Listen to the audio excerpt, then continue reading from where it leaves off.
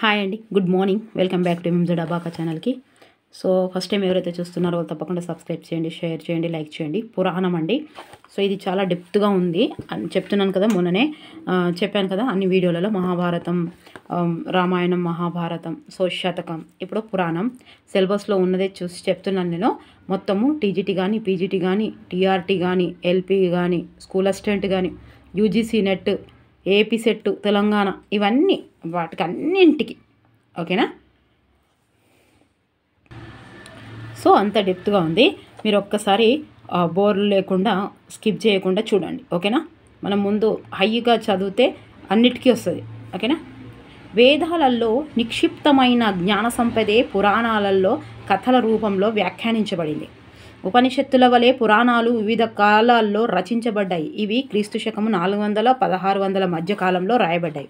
మీరు short notes చేసుకోవచ్చు ఓకేనా, షార్ట్గా చేసుకోవచ్చు. నేను షార్ట్ చేసి పెడదామంటే ఇలా షార్ట్ చేయడానికి మళ్ళీ మీకు మొత్తం అర్థం కాకపోవచ్చు కదా. ఇప్పుడు నేను చెప్పే విధానం వేరే ఉంటుంది, మీకు ఇంకా మీరు మంచిగా అర్థం చేసుకునే వాళ్ళు కూడా చాలామంది ఉంటారు, చాలా ఫాస్ట్గా అర్థం చేసుకునే వాళ్ళు ఉంటారు. అత్యంత ప్రాచీనమైన కథల్ని వివరించేది పురాణం.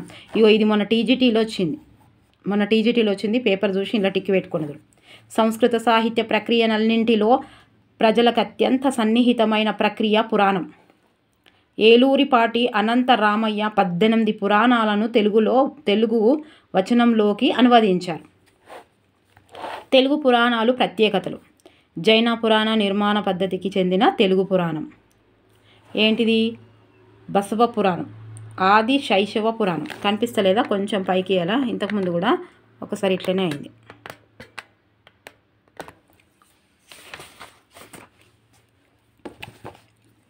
మీకు ఇక్కడ కనిపిస్తుంది కదా, నాకు కొంచెం ఇక్కడ కనిపించకపోయినా నాకు కొంచెం అక్షరాలు చిన్నగా అయిపోతున్నాయి అట్లా, అంతే. తొలి తెలుగు చంపు పురాణం మార్కండేయ పురాణం. చంపు అంటే మార్కు, చంపు మార్కు అని గుర్తుపెట్టుకోవాలి. చంపు మార్కు ఓకే. మార్కే పురాణం, మహాపురాణం అంటారు ఓకే. చంపు పురాణం అంటేనే మార్కు పెట్టి చంపు ఓకే. స్కంద పురాణం కథా వస్తువు గల శ్రీనాథుని కావ్యాలు. కాశీఖండం, భీమాఖండం, శివరాత్రి మహాత్యం, క్షేత్ర మహాత్య కావ్యాలకు మూలమైన పురాణం స్కంద పురాణం. పురాణాల నుండి పుట్టిన కావ్యాలు మార్కండేయ పురాణం. మనుచరిత్ర అల్లసాని పెద్దన్న. మనుచరిత్ర ఎవరు రాసిరు? అల్లసాని పెద్దన్న. మీరు 2 సార్లు వీడియో చూసిరంటే ఖచ్చితంగా అన్నీ గుర్తుంటాయి. మరుత్తటార్చ చరిత్ర శ్రీనాథుడు. హరిశ్చంద్రోపాఖ్యానం గౌరణ. కువలవైశ్వ చరిత్ర కువలయశ్వ చరిత్ర. సవరం చిననారాయణ కవి. తర్వాత స్కందపురం. నేను ఇక్కడ మీకు ఇక్కడ నాకు కొంచెం అది వస్తుంది, మీకైతే కనిపిస్తుంది కదా. నేను ఇక్కడ నా తడబడి చదివినా కూడా మీరు ఇక్కడ కనిపిస్తుంది, ఒక్కసారి చూసుకోండి ఓకే. ఈ బుక్కుల్ని అక్కడక్కడ కొంచెం ఎట్లా వచ్చింది ఓకే. స్కంద పురాణం. కాశీఖండం, భీమాఖండం, శివరాత్రి మహత్యం శ్రీనాథుడు. శ్రీకాళహస్తీశ్వర మహత్యం దూర్జటి ఓకే. పాండురంగ మహత్యం తెనాలి రామకృష్ణుడు. తర్వాత బ్రహ్మాండ పురాణం, నృసింహ పురాణం. తర్వాత పురాణ లక్షణాలు 5.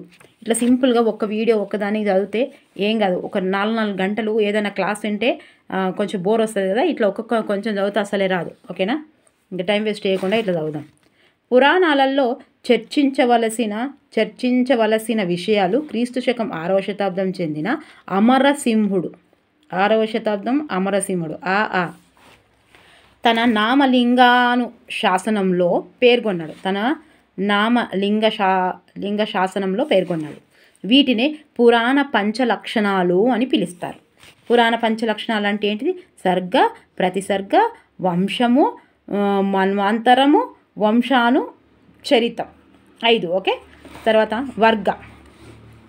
బ్రహ్మాండము పుట్టు పూర్వోత్తరాలను తెలిపేది. ప్రపంచోత్పత్తి. ఓకే, బ్రహ్మాండము పుట్టు పూర్వోత్తరాలను తెలిపేది. ప్రతిసర్గ కల్పాంతంలో జరిగే పునర్సృష్టి. బ్రహ్మాదులు చేసే ఉత్పత్తి. వంశం దేవతలు రాక్షసులు బ్రహ్మర్షి వంశకర్తల గురించి. దేవసూర విభేదోత్పత్తి. మెల్లగా ఎందుకు చెప్తున్నా అంటే మీకు అర్థం కావాలని, అంటే ఇక్కడ ఖచ్చితంగా గుర్తుండాలి, గుర్తుపట్టుకోవాలి. మన్వంతరం 14 మంది మనువుల పుట్టుక పరిపాలన. 14 మంది. ఇదిగోండి, ఏది క్వశ్చన్ ఇస్తాడో మనకు తెలియదు కాబట్టి అన్నీ గుర్తుండాలి. వేరు వేరు మనువుల తరాలు. వంశాను చరిత్రం. సూర్య చంద్రుల వంశాల వీరుల చరిత్ర. అంటే సూర్య చంద్ర వంశాల చరిత్ర. ఏంటిది సూర్యచంద్ర వంశాల? కామెంట్ బాక్స్లో కామెంట్స్ రాయండి. కానీ కాలక్రమంలో పురాణాల స్వరూపం మారిపోయి వివిధ దేవత మహిమలు క్షేత్రవ్రత మహత్య ప్రతిపాదికలు అయ్యాయి. పురాణాల సంఖ్య. మొదట ఒక్కటే పురాణం ఉండేదని వ్యాసుడు దాన్ని 18 పురాణాలుగా విభజించాడని అంటారు. పురాణ విద్య లౌకిక విద్య, అందుకే అది కాలానుగుణంగా కొత్త విషయాలను నేర్చుకుంటూ పెరుగుతూ పోయింది. ప్రస్తుతం పురాణాలను మహాపురాణాలు, ఉపపురాణాలు అని 2గా విభజిస్తారు. ప్రస్తుతం ఏమని అంటున్నామనంటే మహాపురాణాలు, ఉపపురాణాలు. మరి చూద్దాం. అష్టాదశ పురాణాలు. మద్వయం, భద్వయం, త్రయం, చతుష్టయం, అనాపలింగ, కూస్కాని. ఇప్పుడు చూద్దాం. మాద్వయం, మత్స్య మార్కండేయ. ద్వయం 2, భగవత దేవి భాగవతం భవిష్యత్తు. త్రయం అంటే 3 కదా. బ్రహ్మాండ బ్రహ్మ వైవార్ధ్య. చతుష్టయం అంటే 4, విష్ణు వరాహ వామన వాయువు శివ. ఇక్కడ ఉంది కదా. ద్వయం అంటే 2, ద్వయం అంటే 2, త్రయం అంటే 3, చతుష్టయం అంటే 4. అనాపలింగ అంటే అగ్ని 4. అగ్ని నారదీయ పద్మలింగ. ఇక్కడ ఇచ్చే అవకాశం ఉంది క్వశ్చన్. ఇక్కడ చతుష్టయం అని అనుకోవచ్చు మనం. అగ్ని ఇక్కడ 4 ఉన్నాయి కాబట్టి అగ్ని నారదీయ పద్మలింగ. కూస్కాని, కూర్మ స్కంద గరుడ. ఇగో చదువుతుంటే నోరు మొత్తం ఎండిపోతుంది. ఇగో గ్రేప్స్ తింటున్నా, మీరు కూడా తినుకుంటా చదువురు. గ్రేప్స్ వాటర్ కంటెంట్ ఎక్కువ ఉంటుంది కదా. కొడితే ఎండ ఎట్లా కొడుతుంది చూసిరా ఇప్పుడే. ఇంకా ఇక మేలు ఆయనతో ఎట్లయితుందేమో. అష్టాదశ పురాణాలను 3 భాగాలుగా విభజించారు. గుర్తుపెట్టుకోరు. ఆయనతో గ్రేప్స్ దిక్కుపోయారు. ఒకటిగా చెప్తాన్న, ఇది పంపించారు. మన బిడ్డ కష్టపడుతుంది వీడియో చేసి అని, తిను అని చెప్పి పంపారు. అష్టాదశ పురాణాలను 3 భాగాలుగా విభజించారు. ఏంటో చూద్దాం. విష్ణువు ఆధిక్యతను చెప్పే పురాణాలు. విష్ణువు ఆధిక్యతను చెప్పే పురాణాలు ఏంటి అవి? సాత్విక పురాణాలు. విష్ణు, నారద, భాగవత, గరుడ, పద్మ, వరాహ. మీరు షార్ట్ నోట్స్ రాసుకోవచ్చండి. అందుకే స్లో మోడ్లో పెట్టుకొని రాసుకోండి. నేను అందుకే మొత్తం చెప్తున్నా. శివుని ఆధిక్యతను చెప్పే పురాణాలు. మత్స్య, కూర్మ, లింగ, శివ, వాయువు, స్కంద, అగ్ని. నేను చాలా బుక్స్ చేశాను, ఇంత డెప్త్గా లేదు. సో అందుకే క్వశ్చన్స్ ఎక్కడి నుంచి వచ్చాయో అర్థం కాలేదు మళ్ళీ. తర్వాత 3వది బ్రహ్మ ఆధిక్యతను చెప్పే పురాణాలు. రజో పురాణాలు. ఈ బ్రహ్మాండ బ్రహ్మ వైవార్ధ భవిష్య మార్కండేయ వామన. అక్కడికి అయిపోయినాయా 3 పురాణాలు. ఉపపురాణాలు. ఇప్పుడు ఉపపురాణాలు. ఉపపురాణాలు ఏంటి? వివిధ పురాణాలలో ఇవ్వబడిన పేర్లను బట్టి ఉపపురాణాల సంఖ్య 30 వరకు ఉంది. చదవన్నా. సనత్ కుమార, రెండవది స్కంద, మూడవది శివధర్మ, నాలుగవది ఆచార్య, ఐదవది నారదీయ, ఆరవది కాపిల, ఏడవది వామన, ఎనిమిదవది ఔషనస, తొమ్మిదవది బ్రహ్మాండ, 10 వారుణ, 11వది కాశిక, 12వది మహేశ్వర, 13వది సాంబ, 14వది సౌర, 15వది పారశర, మారీచ, భార్గవ. సుశీరాయడ.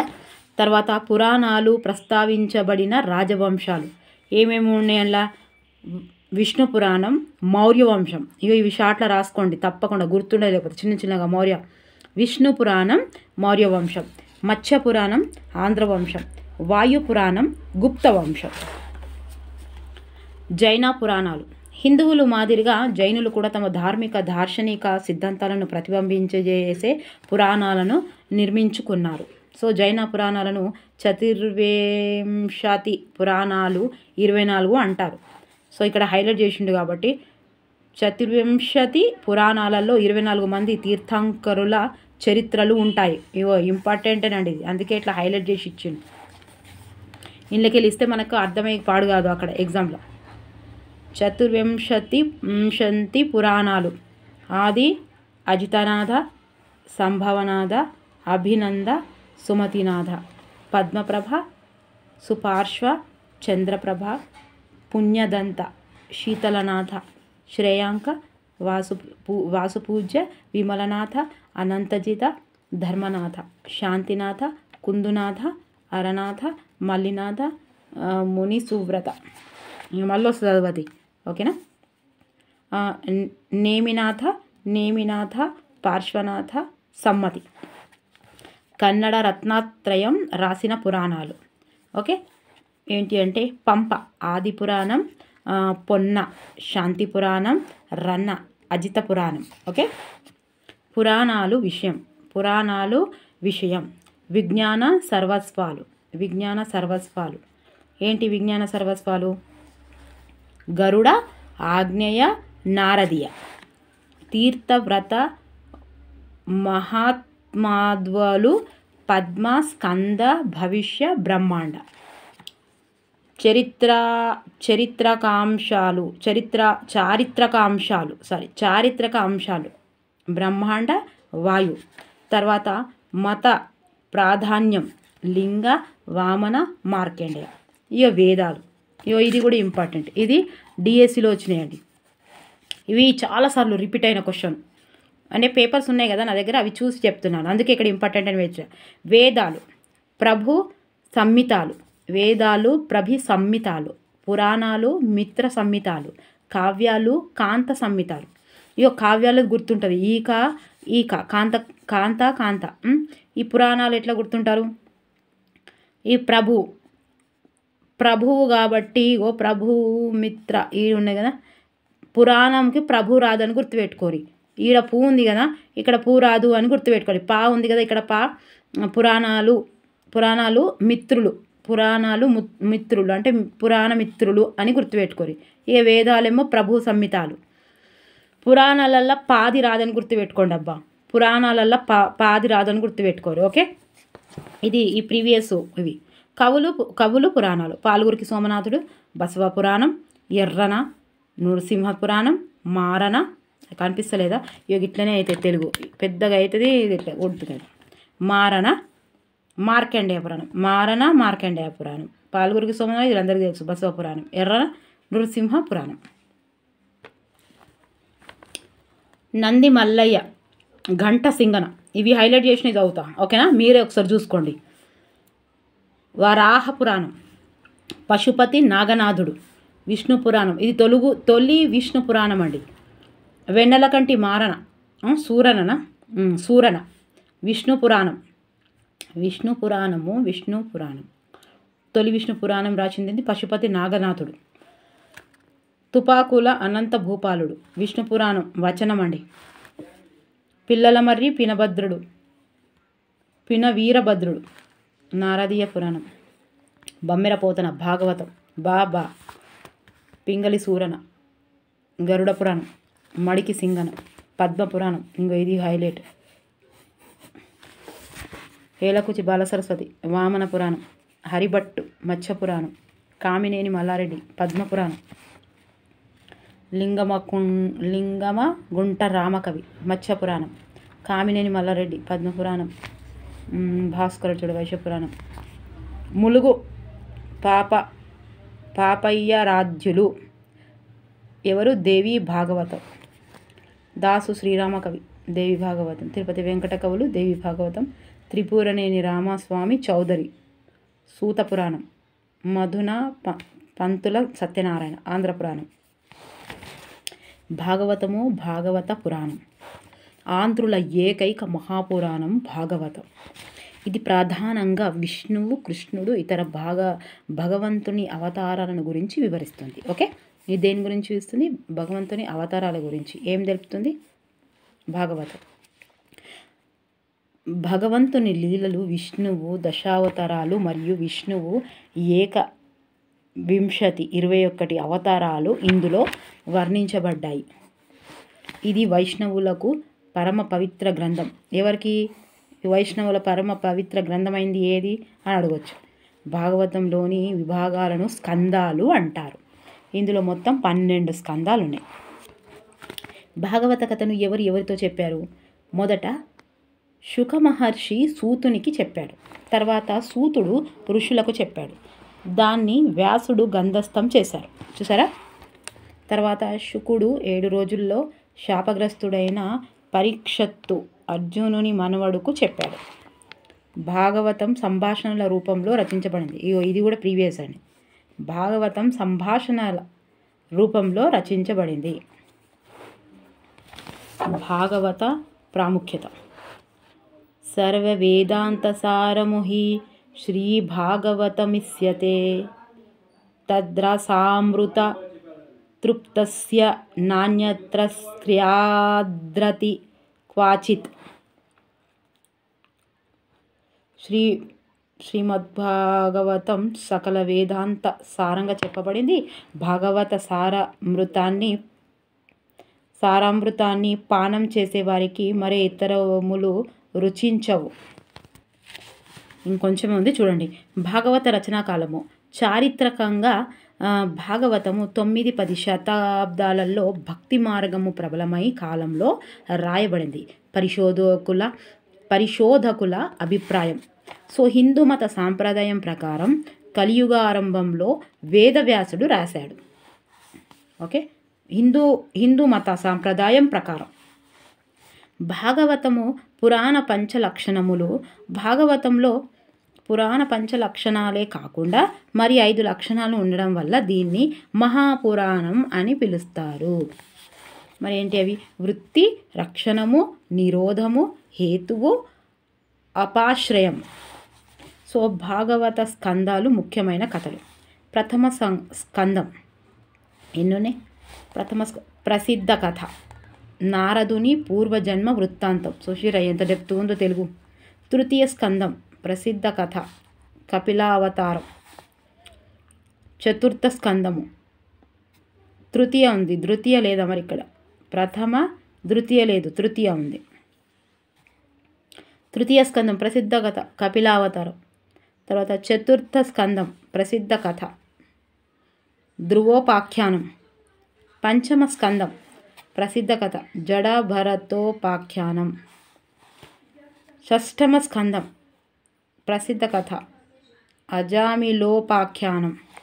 సప్తమ స్కందం ప్రసిద్ధ కథలు ప్రహ్లాద చరిత్ర, త్రిపురాసుర సంహారం. ఇది మీరు షార్ట్గా కూడా రాసుకోవచ్చండి, ఎవరి నాలెడ్జ్ ప్రకారం వాళ్ళకు. హిరణ్యకశపుని వధ, నరసింహావతారము. అష్టమ స్కందము ప్రసిద్ధ కథలు గజేంద్ర మోక్షము, జగన్మోహిని అవతారం, క్షీరసాగర మథనం, వామాన అవతారం, కూర్మావతారం, మత్స్య అవతారం. నవమ స్కందము ప్రసిద్ధ కథలు అంబారీషోపాఖ్యానం, శ్రీరామ కథ, యయాతి చరిత్ర. చూసిరా యయాతి చరిత్ర ఏంది? నవమ స్కందము. రంతిదేవుని చరిత్ర. దశమ స్కందము ప్రసిద్ధ కథలు. శ్రీకృష్ణ అవతారము, శ్రీకృష్ణుని బాల్యక్రీడలు, రుక్మిణీ కళ్యాణం, గోపికా గీతాలు, భ్రమర గీతాలు, శృతి గీతాలు, నరకాసుర సంహారం, పాండ్రక వాసుదేవుని కథ, శిశుపాలవధ, కుచేలోపాఖ్యానం, సుభద్ర పరిణయం, బలభద్రుని తీర్థయాత్ర. ద్వాదశ స్కందము ప్రసిద్ధ కథలు.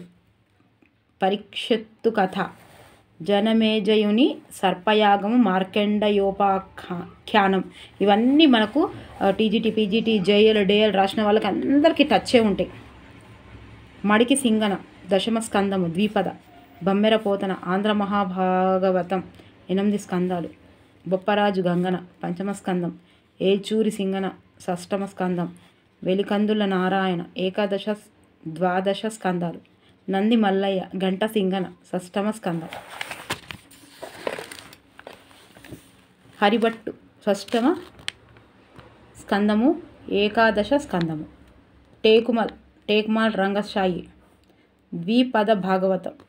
తరిగొండ వెంగమాంబ ద్విపద భాగవతం. ఓకే, ఇది ఉందా లేదా దాంట్లో చూద్దాము, చూసి చెప్తా.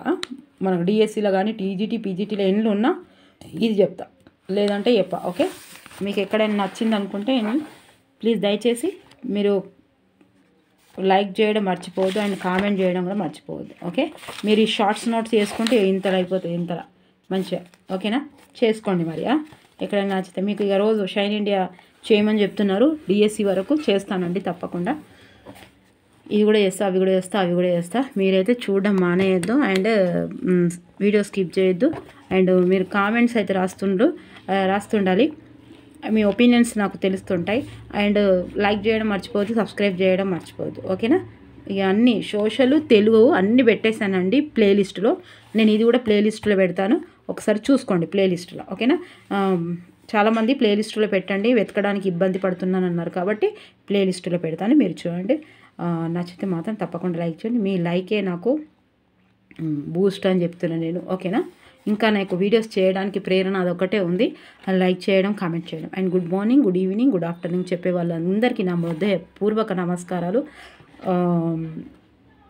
అండ్ చూస్తున్న ప్రతి ఒక్కరికి, చేస్తున్న ప్రతి ఒక్కరికి, అంటే సబ్స్క్రైబ్, లైకు అండ్ కామెంట్స్ రాస్తున్న ప్రతి ఒక్కరికి నా మనస్ఫూర్తిగా హృదయపూర్వక అభినందనలు తెలియజేస్తాను మీకే నేను చెప్పినందుకు. Okay, thank you for watching. Bye, take care.